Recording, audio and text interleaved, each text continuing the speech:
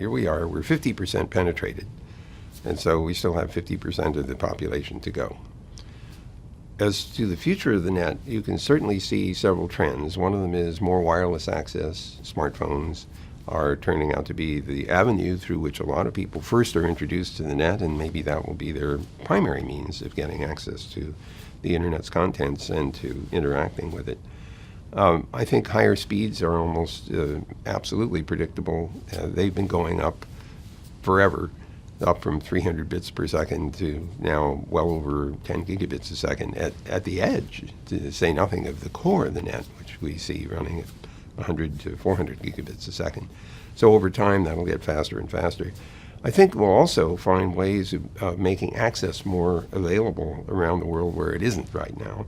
So low Earth orbit satellites, medium Earth satellites, more undersea fiber and terrestrial fiber networks, and much more use of radio connectivity at increasingly high frequencies, up in the 60, 75, 85 gigahertz range.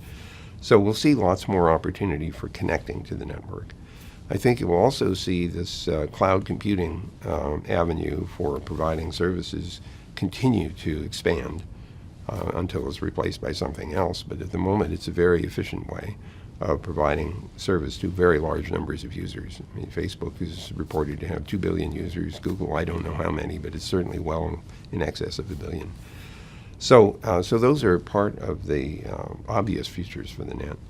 I think the challenges associated with this will be whether the net will continue to be an end-to-end one network system where it's essentially unencumbered by artificial barriers that get in the way of easy end-to-end interaction. The thing that has made the network so valuable is that you could assume if you could connect to it, that you could also connect to all the hundreds of millions, if not billions, of devices that are already on it. And that freedom to do that connection has elicited all kinds of new ideas for applications. So we call this permissionless innovation, and I hope that that's going to continue, that people will have this freedom to try new ideas without having to get agreements from governments and every internet service provider in the world.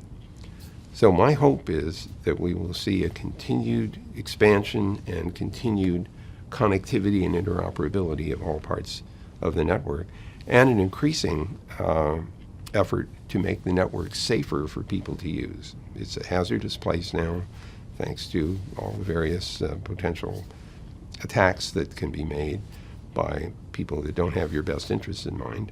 And so if we're going to have a successful internet, it has to be a safe and secure one. And that's going to have to be part of the future. What can people do to assure that future? Well, several things. First of all, they can insist on an open, free, or freely accessible and interoperable internet. Second, they can learn how to be more safe and secure in their use of the network. And they can insist that the manufacturers of software and hardware and other apparatus that make the internet work focus on making it safe and secure, that has to be a part of the bargain for getting online. Those are the things that people need to act upon.